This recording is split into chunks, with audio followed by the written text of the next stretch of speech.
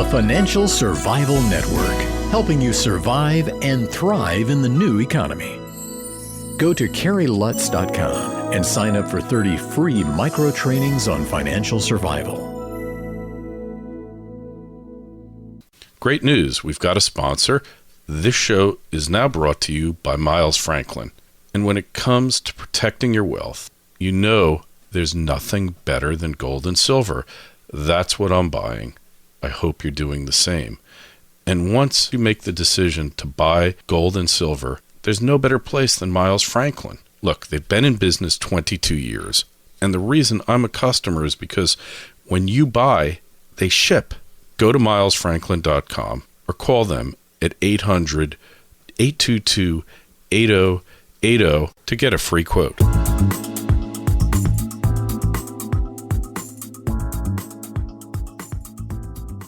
1490 WGCH, this is Carrie Lutz. You're listening to the Financial Survival Network.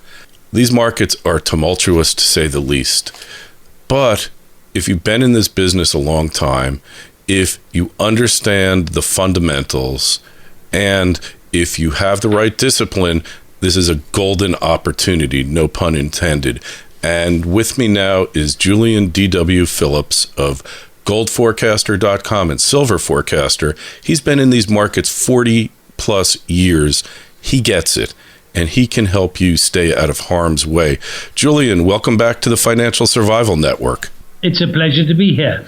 I like talking to people who remember the last bull and bear market in metals, because those who don't learn from history are always condemned to repeat it. And if it's one thing we learn, human beings don't learn from history. So you've been in this, you started out in, I guess we call it foreign exchange, you called it foreign control. Tell us about your first foray into the financial markets. Well, I joined the London Stock Exchange in 1971. And it was the same time that the dollar was floated and gold was cut off. The gold window was closed. Well, the impact in London was an introduction of exchange control to prevent capital fleeing from England. And I was in training in the back office. And my boss came down the corridor and asked the office manager, who does he think is most likely candidate to move up to the front office and help with exchange control and foreign exchange? And I was pointed out, and he asked me, well, Julian, do you know anything about the foreign exchange and exchange control?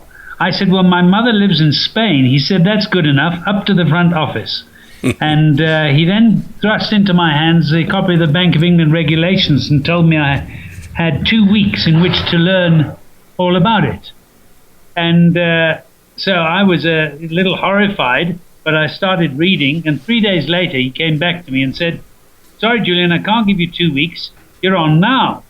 So I started dealing, and I didn't deal very well. I only dealt one side of the formula. And as a result, in the first week, I lost £11,000. At the end of the week, he came up to me and he said, Julian, we're holding a position which you're not allowed to hold of $400,000. And I'm in trouble holding it over the weekend, but I will, provided we do okay. And he said, I'll make you a deal. If we make money on it, I'll give you a bottle of champagne. If we don't, I'm going to fire you. Well, over the weekend, the position made $2,000. And he gave me a bottle of champagne. In the next week, I made the $2,000 back plus another $11,000. But this was a common picture in London. And that's how I started my career in gold and foreign exchange. And after that, I was the only person who understood foreign exchange and gold, and was a writer for a London currency magazine at the time. At that point, I started to make a lot of money for the firm and really started to study the subject, but from a foreign currency angle. And in those days, the gold price moved from those very low levels of $42 an ounce, almost on a mathematical progression, up to $90, back to $60, up to $120, back down to $90, up to $180, and so on. And that was the beginning of its road to $850. So that was the start of my professional gold life. All right. And comparing today to back in 71, because obviously we have no gold backing, and yet we have kind of an implied gold backing that's always being messed around with by the powers that be. What lessons can you learn from the run-up in the 70s as far as what we're encountering now? All right, well, I see those days as the beginning of a 40-year experiment with unbacked currencies. It was a time when governments had to discredit gold. And Volcker came in and smacked down inflation by taking interest rates up to the 25-26%. At the time, I was working for Chase Manhattan in Johannesburg, and it was quite a remarkable picture what was going on. After that, we saw central banks threatening to sell their gold, and some of them doing so, and accelerating the gold supply by loaning gold out to gold producers, who did a beautiful deal of hedging their sales, selling gold all the way down with the contango in their back pocket. That's the interest over the period of their hedges, as well as the gold price in their back pocket. Well, that was great until the Washington Agreement in the year 1999, at which time they said they'd limit gold sale. European central banks said they would limit their sales. Well, that held fine while they were selling through to the year 2005, at which point the experiment in currencies started to falter quite badly. And that's when the gold price started to take off. Well, the big stumble of the currency markets came with the credit crunch in 2007, when everybody could see that this was very much a matter of Danny Kaye's song, "The King is as naked as the day that he was born." Well, so currencies stood in the same place. And the market started to say, well, we should have some gold in our back pocket. And we saw central banks slowing down their sales until they came to a dead halt in 2009. And then suddenly America and the developed world were no longer the top dogs. We saw China and India moving very heavily into the market. And this time, the important thing about China and India moving in is they were not part of the team of nations that squashed gold. They love gold, and their love of gold has increased over the years. So now you have a big dent in this currency experiment. It's still holding because the dollar is the only way you can buy oil. But that doesn't look as strong as it used to as well. And if the king is seen in the altogether properly, then we're talking about gold having to come back in. Now, people will think that gold is not back in the monetary system, but it is, because we saw the BIS lending currencies against gold to the extent of about $500 the year before last. These were reversed, but there's no doubt gold has been used as collateral to facilitate loans and to lower the interest rates charged on them.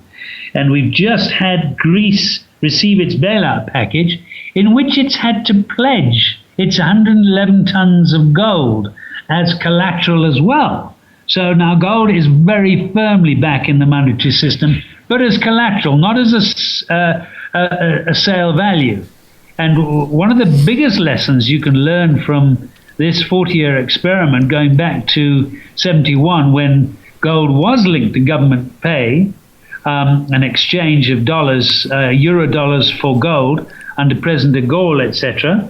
The biggest lesson you can learn is currencies must have a stable value, irrespective of economic conditions, and they don't. Currencies are being used to stimulate growth. They're being used, inverted commas, to attain a sort of price stability. But currencies, if they're to be money, have to represent a stable value that moves with the state of the economy and debt and risk. So the gold price is acting now as a sort of thermometer, a financial thermometer on the value of currencies, the value of economies, and general state of the global economy. And as such, it's risen quite firmly and is very firmly in the minds of the emerging nations who are not going to accept any pressure from the US in terms of you will have dollars.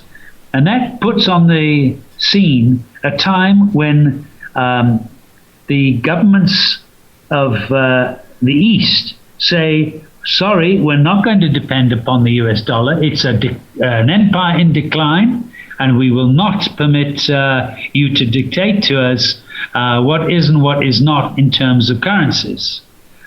We will establish a yuan, and to the extent that we price our goods in yuan as opposed to dollars, so the dollar will become an excessive currency and have to return home, where it'll cause a decline in the foreign exchange values. But gold will reflect this, and as Greenspan said quite wisely, that gold is money in extremis. So we've seen a change in the condition of the concept of gold. People today keep looking at the price of gold. But I can assure you, when push comes to shove, it's not the value of dollars against your gold that will count. It's the number of ounces you have. Yeah. And the currencies will be measured by gold and not gold by currencies. Yeah, it'll be the weight, how much your metal weighs, that's going to count, not the arbitrary measure of how many dollars per ounce and such. I think that's a foregone conclusion.